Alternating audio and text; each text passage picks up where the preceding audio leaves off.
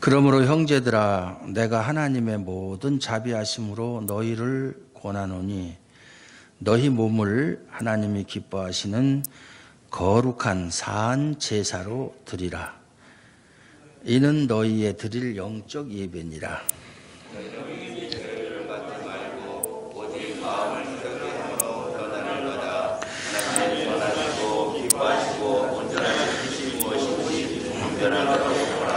아멘.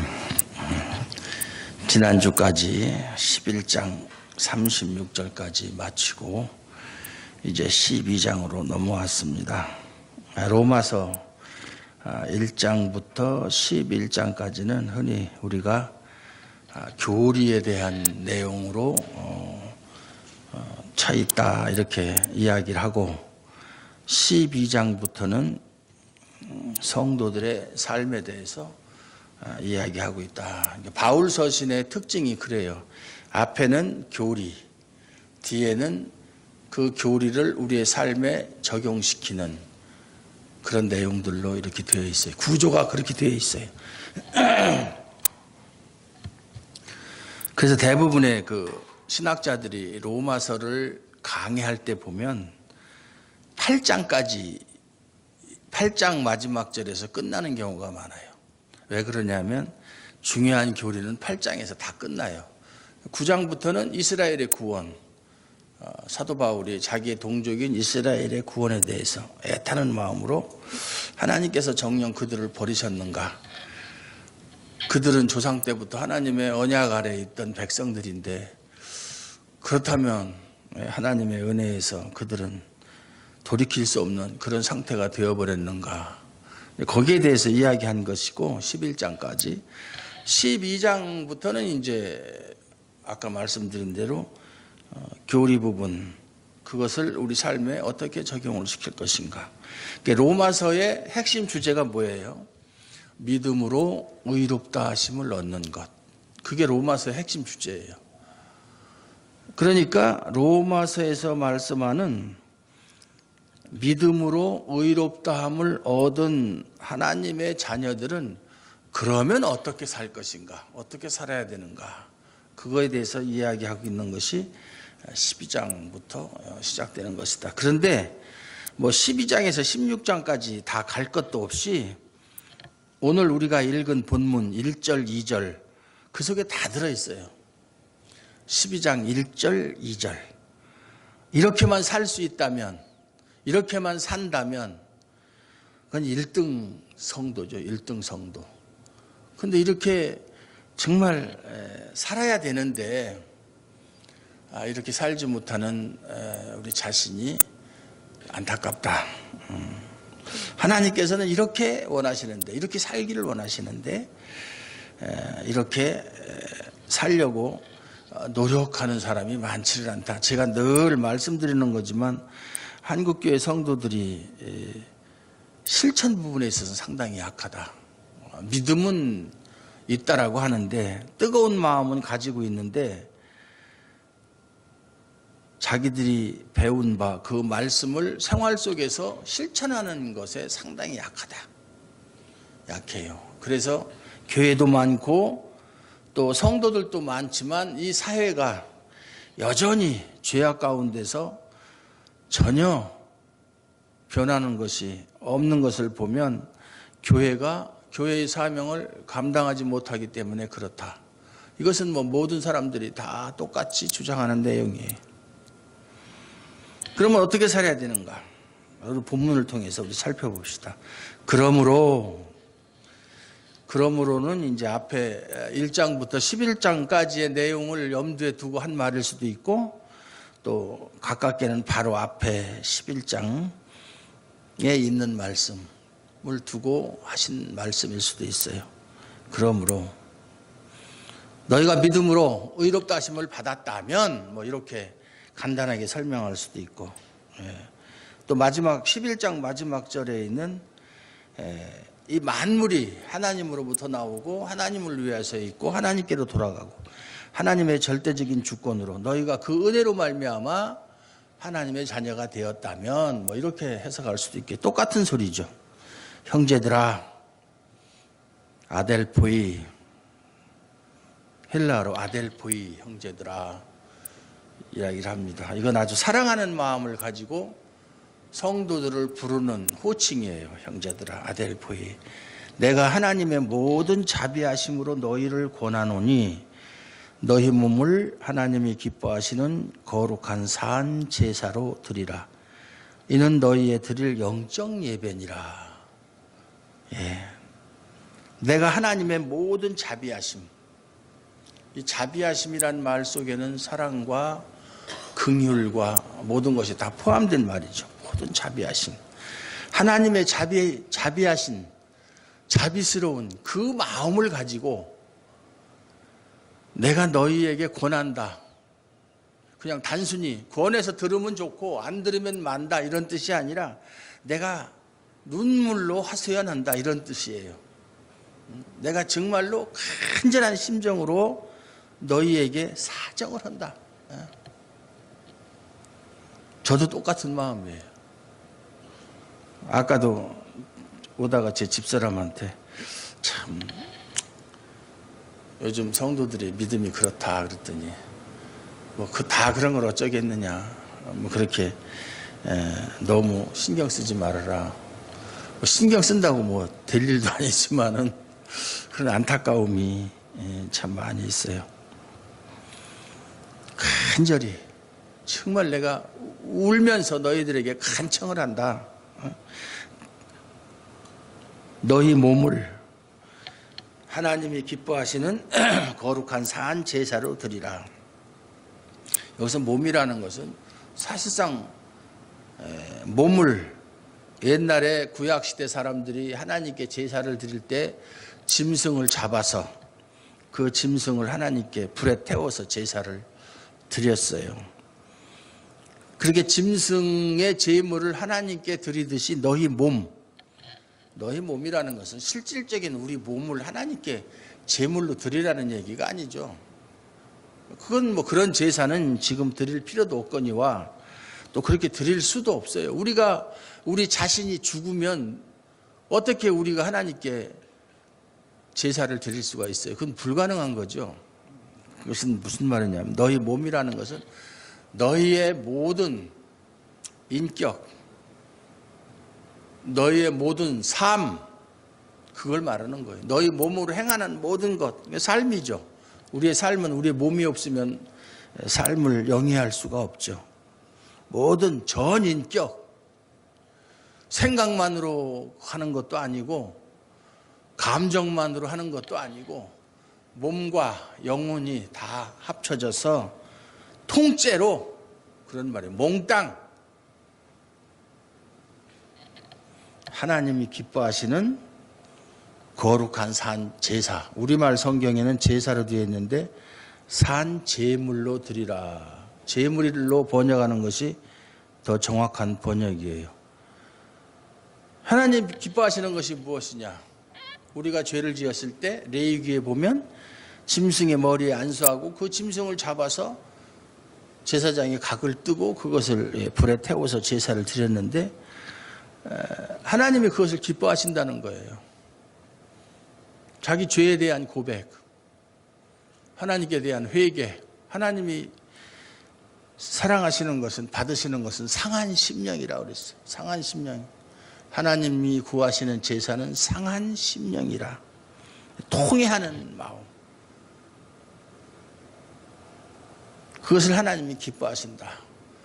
그렇게 하나님 앞에서 통회하는 사람은 하나님만이 나의 죄를 용서해 주실 수 있고 하나님만이 절대자임을 고백하는 믿음과 마음이 없이는 하나님 앞에 그렇게 회개할 수가 없어요. 회개의 전제는 하나님이 누구신가에 대한 바른 이해가 없이는 바른 회개를 할 수가 없어요. 허공에 대고 하는 회개가 아니거든요. 그런 상한 심령으로 하나님께 회개를 할 때 하나님이 기뻐하신다. 거룩한 산 제물, 살아있는 제물, 우리는 살아있는 존재, 살아있는 몸으로 우리의 모든 것을 가지고 하나님께 드리는 요것은 제 것이고 요것은 하나님 것이고 요것만큼만 하나님께 드립니다. 이것이 아니라 우리 삶의 전체를 전부를 하나님께 드리는 것이 그것이 우리 몸을 거룩한 산 제물로 드리는 것이다. 그 얘기예요. 이렇게 할 수가 있어요? 여러분에게 이렇게 하세요? 이렇게 물어보는 건 여러분을 너무 과대평가하는 것이고 이렇게 할 수가 있어요? 내 몸을 사도 바울이 늘 고백하듯이 내가 살아도 주를 위하여 살고 죽어도 주를 위하여 죽나니 그러므로 이제 내가 사는 것은 그리스도를 믿는 믿음 안에서 사는 것이라. 죽어도 좋고 살아도 좋고 그저 나는 그리스도만 있으면 그것으로 만족한다.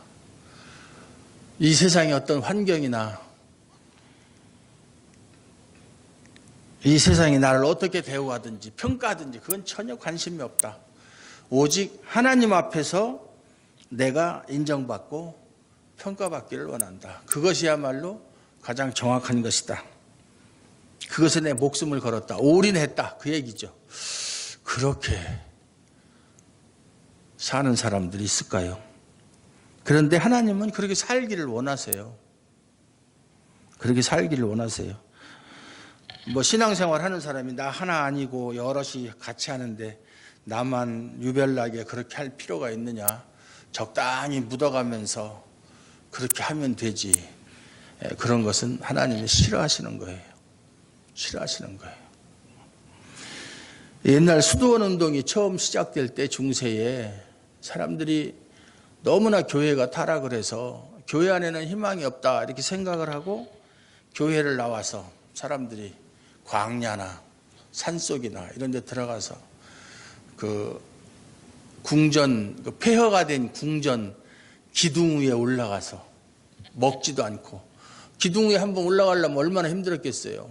옛날 궁전 기둥은 상당히 높기도 하고 그래서 올라가기가 힘들었겠죠. 어떻게 올라가가지고 거기 앉아가지고 오로지 기도에만 전념했던 사람들이 있어요.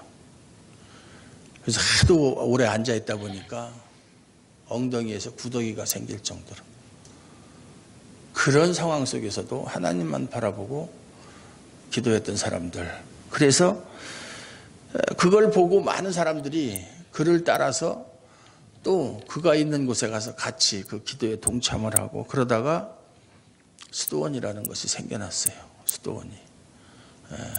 수도원 도미니크 교단, 프란시스코 교단 이런 유명한 수도원 운동이 거기서부터 시작됐는데 그렇게 하다가 수도원에서 수많은 경건한 신자들을 많이 배출을 했죠. 나중에 수도원도 또 타락했지만 물이 고이면 계속 흐르지 않으면 물은 썩게 되어 있어요.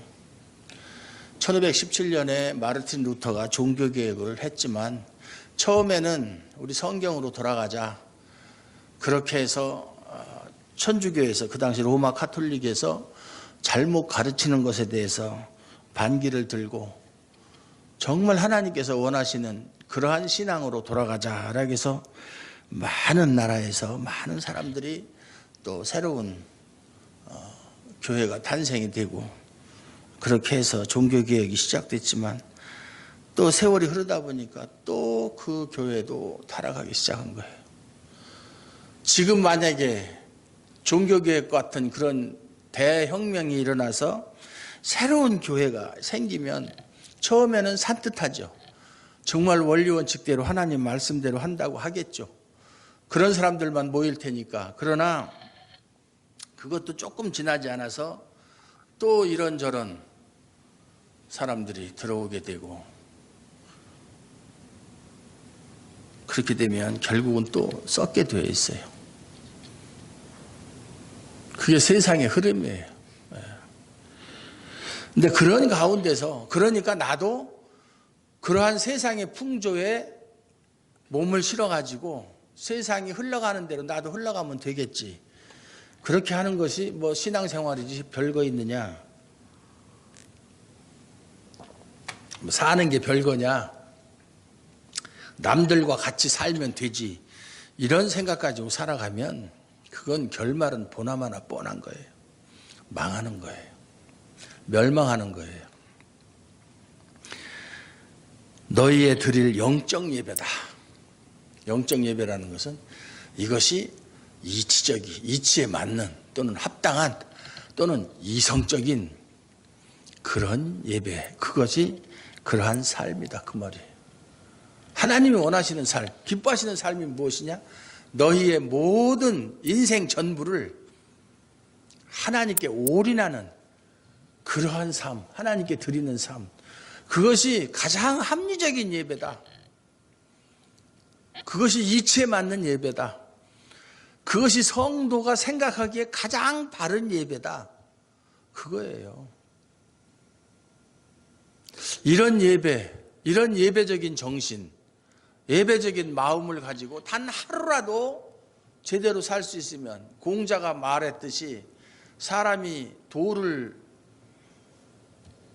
터득하면 그날 죽어도, 그 순간 죽어도 그 사람은 그 인생에서 성공한 사람이다. 아침에 돌을 득하면 저녁에 죽어도 조카다. 그 사람은 성공한 인생이다 라고 말을 한 것처럼, 이런 예배, 이런 예배. 왜 예배가 이렇게 중요합니까? 우리 인생에서 가장 중요한 게 예배예요. 예배.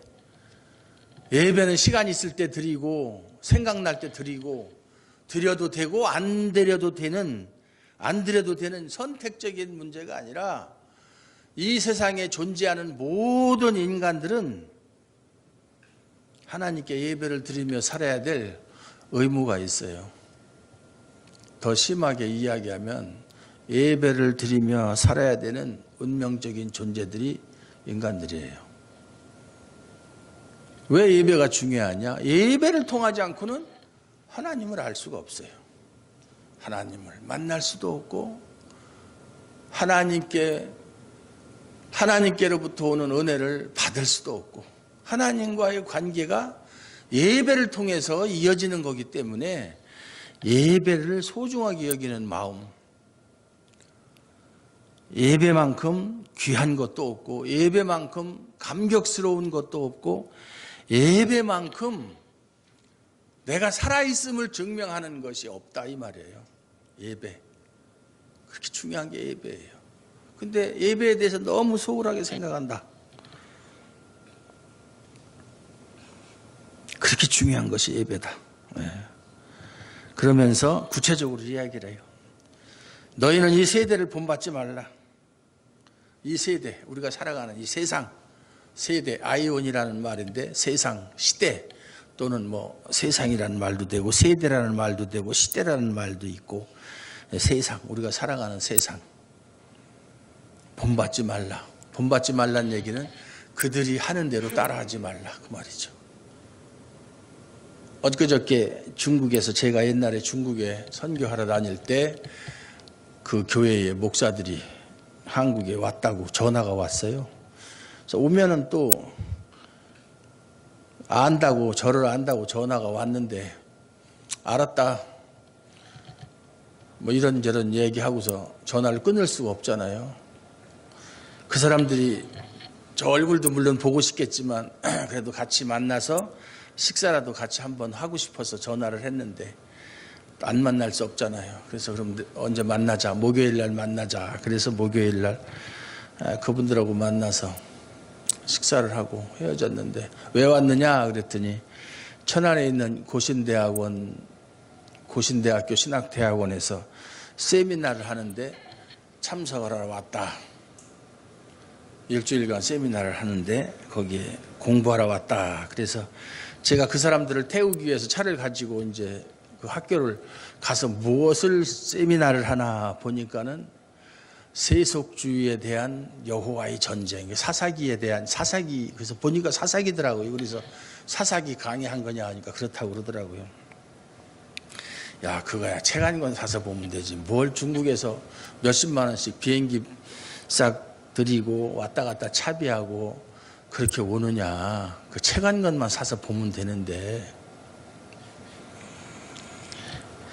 그 사람들이 비록 목사라고는 하지만 신학을 제대로 공부하지 못했기 때문에 목회를 하다 보니까 참 답답한 거예요. 자신들이. 자신도 없고. 솔직히 얘기해요. 중국에 있는 목사들이 신학이 부족해서 그런 사람들이 목회를 하면 그 성도들은 제대로 배우겠느냐. 그래서 어디서 한국에서 뭘 한다 그러면 돈 생각하지 않고 오는 거예요. 그래서 제가 그랬죠. 그러지 말고 공부하고 싶으면 목사들 모아놓고 나한테 연락해라. 내가 가서 가르쳐 줄게. 니들 오지 말아라. 나 하나가 가는 게 낫지. 니들 여러 명이 오는 게 나으냐. 목사님 목회하시는데 뭐 비울 수 있어요. 한 주 정도 내가 비울 수 있다. 빈치에타가 있다. 가서 한 열흘 동안 해줄 테니까. 그렇게 해주시면 좋죠. 또 그 중에 한 두어 사람은 저 총신대학교 가가지고 공부하고 싶은데, 그러니까 외국인은 총신대학교 신학대학원 들어가기가 쉬워요. 특혜가 있으니까. 한국 사람은 어려워도 뭐 육수 칠 쏘는 사람들도 있어요. 그 대학원 들어가려고 학원에 다니면서. 요새는 신학대학원 들어가기가 그렇게 힘들어요. 이 장신도 그렇고 총신도 그렇고 힘들은데, 그건 뭐 너희들이 공부하러 온다면 내가 추천해가지고 뭐 교수들 아는 사람 많으니까 그건 뭐 하고 또 등록금 안 내고 장학생으로 공부할 수 있도록 해주겠다 그랬더니 제발 좀 그렇게 좀 해달라고. 그래서 너 그렇게 오게 되면은 방학 때밖에는 못 가고 여기서 계속 공부를 해야 되는데 교회는 어떡하냐 그랬더니 그거야 뭐 집사람한테 맡기나 제가나 똑같으니까. 그렇게만 해주면 3년 동안 공부하고 가면은 좋겠다고 그래서 그럼 내년에 이제 금년에는 지났고 내년에 한번 알아보자 이제 그렇게 이야기를 했는데, 항상 뭐가 문제냐면은 아까도 얘기했지만 세속주의. 이 교회가 허물어지기 시작하는 것이 세속주의가 교회 안에 들어오면 그냥 허물어지는 거예요. 이스라엘 백성이 애굽에서 나와가지고 홍해를 건너고 요단을 건너서 가나안 땅에 들어갔을 때 왜 그들이 가나안 땅에 들어가서 하나님이 약속하신 땅에 들어가서 살다가 결국 그 땅에서 계속 살지 못하고 쫓겨났느냐. 결국 망했잖아요. 다. 북쪽 이스라엘은 아수르에게 망하고 남쪽 유다는 바벨론에게 망하고, 망한 이유가 그 가나안 사람들을 다 몰아내라고 그랬어요. 하나님이 그들을 갈 때 다 그들을 진멸해라. 그렇게 하지 않으면 그들이 너희의 옆구리가 가시가 되고 결국 너희들을 괴롭히는 존재, 괴롭히는 정도가 아니라 너희를 망하게 하는 존재가 되기 때문에 그들을 다 진멸하라고 그랬어요. 그걸 보고 사람들은 참 하나님 잔인하시다. 어떻게 해서 사랑의 하나님이라는 분이 다른 나라에 가서 전쟁에서 정복했다고 그래서 그 나라 백성들을 어린아이까지 할 것 없이 다, 심지어는 어떤 때는 짐승까지도 다 도륙하라고 그랬어요. 짐승. 그들이 먹이는 가축까지도 다 도륙해라. 얼마나 잔인하냐. 그렇게 이야기를 해서 구약의 하나님은 아주 저질스러운 하나님이다. 복수의 하나님이다. 또 말시온이라고 하는 신학자가 그렇게 이야기를 했어요. 신약의 하나님, 예수님은 사랑의 하나님이고 구약의 하나님은 아주 저급한 하나님이다. 그렇게 해서 이단으로 정죄받았지만 그 하나님의 의도를 몰라서 그런 거예요. 그렇게 하지 않으면 우리 인간은 말이죠. 눈에 보이고 눈에 보이는 대로 눈에 좋게 보이면 꼭 따라 하려는 게 있어요. 그게 인간의 약점이에요. 하나님의 백성도 마찬가지. 우리가 성령으로 거듭나면 그것으로 끝난다? 거듭난다라고 하는 것은 새롭게 이제 태어난 거예요. 어린아이와 마찬가지예요. 그럼 어린아이로 끝나면 됩니까? 점점 장성을 해야 되지, 성장을 해야 되지. 그러려면 먹는 것도 잘 먹어야 되고 운동도 해야 되고 하나님 말씀 먹고 또 신앙생활 잘 함으로 인해서 하나님께서 원하시는 그러한 자리에까지 도달해야 되는 것이 우리 성도의 의무이고 또 그렇게 하는 것이 당연한 것인데, 나는 이제 예수를 믿고 하나님 앞에 의롭다함을 얻었다? 끝. 그건 아니에요. 그래서 칼빈도 말하기를 개혁된 교회는 계속 개혁되어져야 한다. 거듭난 사람은 계속 거듭나야 되는 거예요. 사도 바울이 그랬어요. 나는 날마다 죽는다. 날마다 죽는다는 얘기는 뭐예요? 나는 날마다 죽고 날마다 부활한다는 얘기예요. 계속 거듭난다는 얘기예요. 예? 매일매일 새로워져야 된다는 거예요. 예? 세대를 본받지 말고 세속주의에 물들지 말고 그들을 따라 살아가지 말고 예? 오직 마음을 새롭게 함으로 새로워진 마음으로 이런 뜻이죠. 변화를 받아서 이 변화라는 말이 마태복음 17장에 보면 예수님이 베드로와 야고보와 요한을 데리고 산에 올라가셨을 때 그의 몸이 변형되사 그랬어요. 그래서 조금 있다 이제 모세와 엘리야가 나타났는데 그때 변형됐다라는 단어와 여기 변화라는 단어하고 똑같은 단어예요. 네, 똑같은 단어예요. 이 변화되는 것이 수동태예요. 현재 수동태예요. 그러니까 내가 변화돼야지 이렇게 해서 변화되는 게 아니라 제3자의 타자에 의해서 다른 존재에 의해서 내가 변화되는 거예요. 누구에 의해서 변화되는 거예요? 우리는?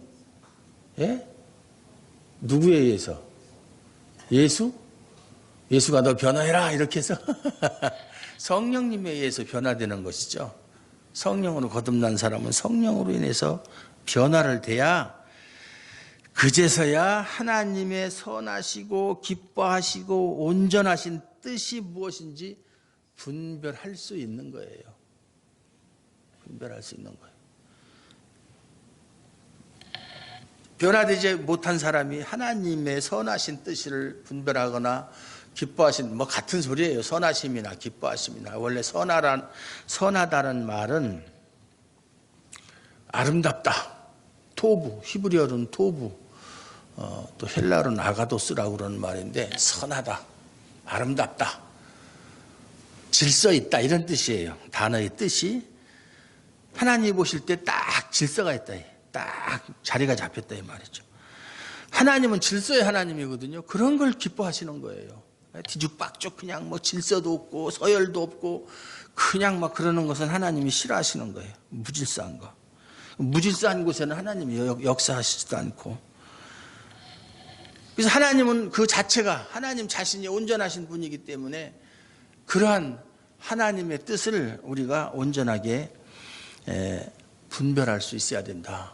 그렇게 하려면 어떻게 해야 돼요? 가만히 있어서 저절로 그런 것이 생기는 것이 아니라 예배를 통해서 하나님을 만나고 하나님을 더 깊이 알고 하나님께 더 가까이 가고 하나님은 우리가 알면 알수록 사랑하지 않으면 견딜 수가 없고 하나님을 알면 알수록 하나님께 헌신하지 않고는 우리가 견딜 수가 없고 하나님을 알면 알수록 하나님께서 예수 그리스도를 통해서 세우신 이 교회를 위해서 우리가 봉사하지 않고는 견딜 수가 없는 거예요. 이 뒤에 나오는 것이 이제 교회에 대한 봉사고 그 뒤에 나오는 것이 사회적인 의무를 얘기하는 것인데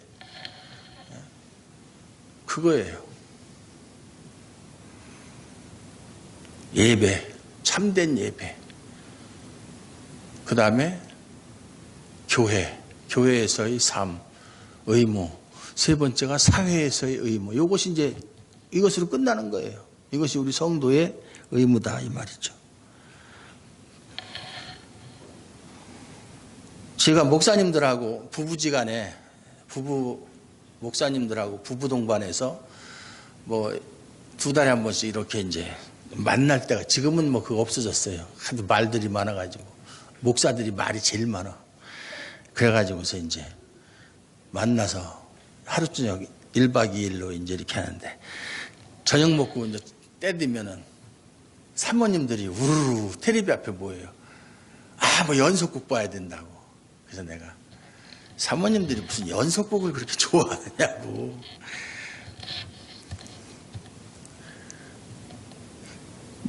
남자 목사가 아니라 목사님들도 마찬가지야. 전화해서 지금 뭐 해? 그러면 텔레비 봐. 텔레비 뭐 하는데? 그러면 뭐 내 딸 뭐 금사월인가 그런 걸 뭘 알아봐, 그런 거를. 어? 저는 TV 보는 게 이제 뉴스 제일 많이 보고요. 저도 TV 뭐 조금 본다고는 할 수는 없지만 뉴스, 세상 돌아가는 걸 알아야 되니까 뉴스를 보고, 또 사극은 제가 좋아해요. 요새 장영실 하더라고요. 장영실 그런 거. 그 다음에 또 육룡이 나르샤, 그게 이제 용비어천가에 나오는, 해동의 육룡이 나르샤 하는 그 용비어천가에 그걸 따가지고 만드는 것 같은데, 육룡이란 세종 때 이제 그걸 지은 건데, 세종의 육대조 할아버지 그걸 미화시키기 위해서 쓴 것이지만, 어쨌든 그것이 다 뭐 역사적인 사실을 그대로 한 건 아니지만은 그냥 심심할 때 한 번씩 보고 이제 그렇게 하는데, 제가 이제 물어봐요. 그거 이렇게 뭐 이렇게 응답하라 뭐 1988 뭐 이런 거. 그거 물론 뭐 저도 그 시대에 살았던 사람이고 잘 알죠. 뭐 1970년도부터 제가 공무원 생활을 했으니까 뭐 잘 알죠. 예. 그때 사회상이 어떻고 80년대 1980년의 봄, 그때 뭐 79년 12.12 또 뭐 11.6 뭐 이런 거 다 겪은 사람이니까, 그때 현장 주역이었으니까 많은 사람 삼천교육대 보냈고 그거야 뭐 그 사람들이 죄가 있어서 간 사람도 있고 없어서 간 사람도 있고 참 부작용이 많았어요 사실은. 어쨌든 네. 그런 거 보면은 그렇구나 할 수도 있지만, 그건 뭐 생각하고 싶지도 않고 지나간 거. 예. 그 요새 뭐 더불어민주당의 김종인 선대위원장이 뭐 저도 훈장 받았어요. 어디 내버렸는지 뭐 어떻게 있는지 애들이 갖다 버렸는지는 모르지만, 왜냐하면 그때 이제 신군부가 장악했을 때, 그때 이제 뭐 일을 잘했다 해서 훈장도 받고, 훈장 받려면 되는 거니까.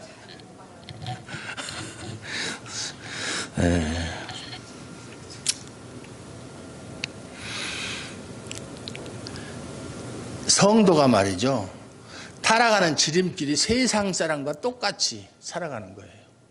똑같은 가치관 가지고 그들 따라가 보면요, 금방이에요. 금방 타락해요. 금방 타락해요. 성도가 해야 될 일이 얼마나 많습니까? 그거 아니라도 성경 읽고, 이 성경은 읽으면 읽을수록 이게 고기처럼 씹으면 씹을수록 고소한 맛이 나듯이, 성경은 읽으면 읽을수록 그 정말 꿀과 송이꿀처럼 다른 게 하나님 말씀이에요. 아이, 목사님이야 목사님이니까 그렇지, 우리 성도들이 뭐 직장 생활하랴, 또 가정에서 아이들 뒷바라지하고 뭐 남편 뒷바라지하고 그러는 사람들이 무슨 시간이 있어서 성경을 보겠는가? 그건 핑계예요. 하나님은 그거 몰라서 그렇게 하시진 않아요. 성경 읽을 시간이 있어요. 뭐 성경을 하루에 몇 시간씩 읽는 것도 아니고, 읽고 묵상하고 그렇게 하다 보면요, 세상적 가치관이 나한테 들어올 수가 없어요. 점점 멀어지는데 그쪽하고. 왜냐하면 세상에 있는 것들은 다 안목의 정욕이고 이생의 자랑이고, 육신의 정욕, 안목의 정욕, 이생의 자랑이에요. 이로울 게 없어요. 이로울 게. 당장은 달콤한 것 같고 자극적이고 선정적이고 뭐 그래도 우리 영혼에 전혀 도움이 되지 않는, 우리 경건에 전혀 보탬이 되지 않는 그런 거예요. 그거 좀 끊으세요 좀. 사람이 참 사람 몸이 말이죠, 참 하나님이 잘 만드셔서 뭐 한 가지 일을 하다가 안 하면 참 무슨 뭐 금단 현상처럼 못 견디고 막 그러다가도 그것만 딱 고비만 넘으면 그 다음부터는 하고 싶은 마음이 없어져요. 그런 거 많이 있잖아요.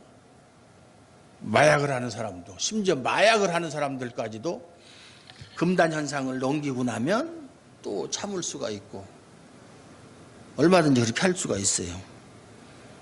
저도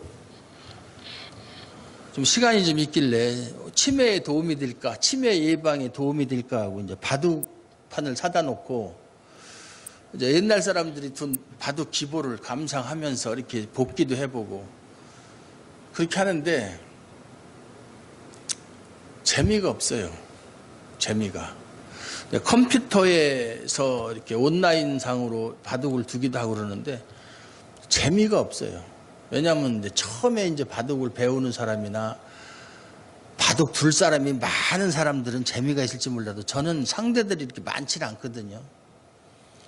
재미가 없어요. 그리고 거기에 바둑을 한 판 두려면 그냥 아무렇게나 두는 게 아니라 이 수일기를 해야 되기 때문에 상당히 뭐 치매 예방에는 도움이 될지 모르지만 너무나 많은 시간을 소비해야 돼요. 아깝죠. 그러다 보니까 안 하게 되니까 한 번 안 하고 두 번 안 하니까 이제 하기가 싫고 또 혼자서 하는 것도 하기가 싫고 에휴 바둑판 괜히 샀다. 물릴 수도 없고.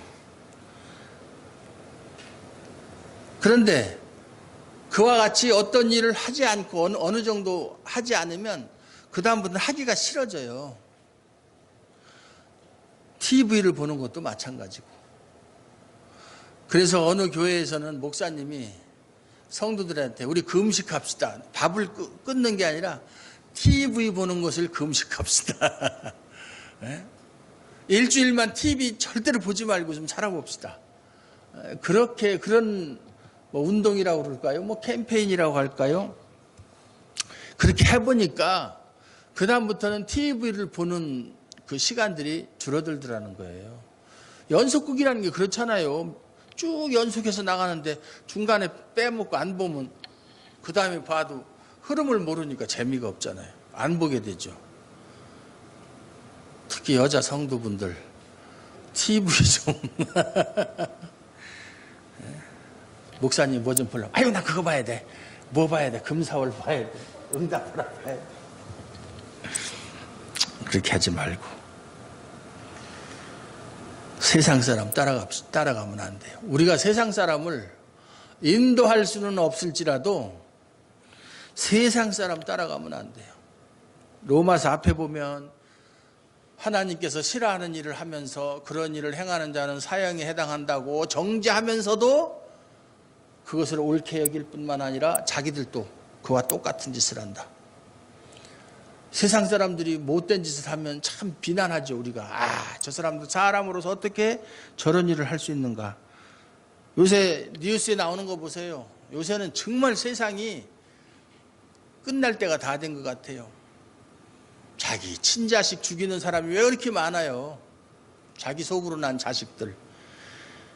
옛날에는 뭐 계모가 콩쥐팥쥐도 그렇고 그런 거 많잖아요. 소설에도 그렇고 계모가 학대를 하고 그런 얘기들은 우리가 주위에서 들을 수 있었지만 자기가 낳은 친자식들을 학대하고 폭행하고 죽이고 자기 부모를 죽이고 말이죠.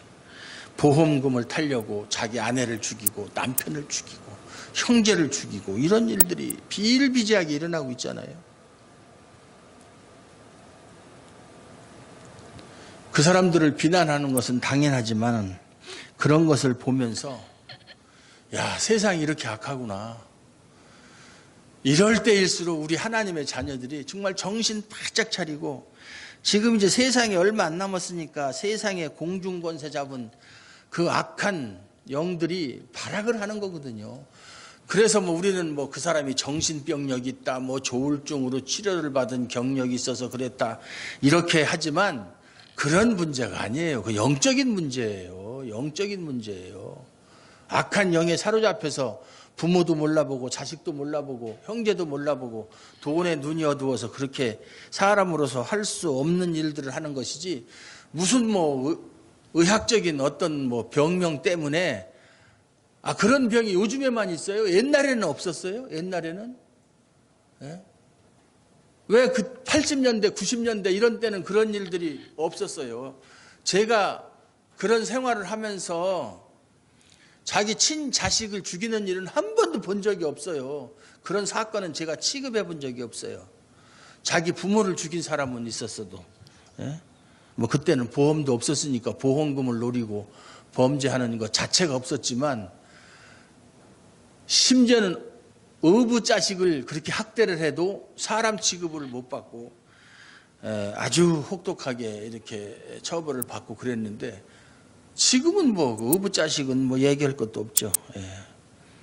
그건 무엇을 말하는 거겠어요? 이제 마귀가 자기의 세상이 다 한 줄을 알고 최후 발악을 하는 거예요. 그걸 영적인 눈으로 바라봐야죠. 거기에 대해서 우리가 영적으로 무장을 하고 그렇게 살지 않으면 언제 우리가 그렇게 세속주의에 휘말려 가지고 세상 사람들과 똑같은 가치관을 가지고 살다가 망할지 모르는 거예요. 조심해. 우리 주아름교회 성도들은 그런 일이 없기를 간절히 바랍니다. 하나님 말씀으로 무장해서 하나님 말씀인 성령의 검으로 악한 자의 괴계를 무너뜨리는 그러한 성도들 되시기를 주님의 이름으로 축원합니다. 하나님 아버지 감사합니다. 오늘도 하나님 아버지께서 우리를 지켜주시고 인도하여 주심으로 하나님 아버지께 나와 예배드릴 수 있는 그런 귀한 은혜와 축복을 주심을 감사를 드립니다. 우리가 이러한 은혜에서 떨어지지 않도록 계속 붙잡아 주시고 우리의 삶을 오직 하나님과 우리 주 예수 그리스도를 위해서 몸바쳐 헌신할 수 있는 그러한 변화된 마음을 허락하여 주시옵소서. 그래서 항상 하나님의 선하시고 기뻐하시고 온전하신 뜻이 무엇인지 분별하여 그 분별된 마음으로 살아갈 수 있도록 하나님께 칭찬받을 수 있도록 은혜 주실 줄로 믿습니다. 예수 그리스도의 이름으로 감사드리옵고 기도하옵나이다. 아멘.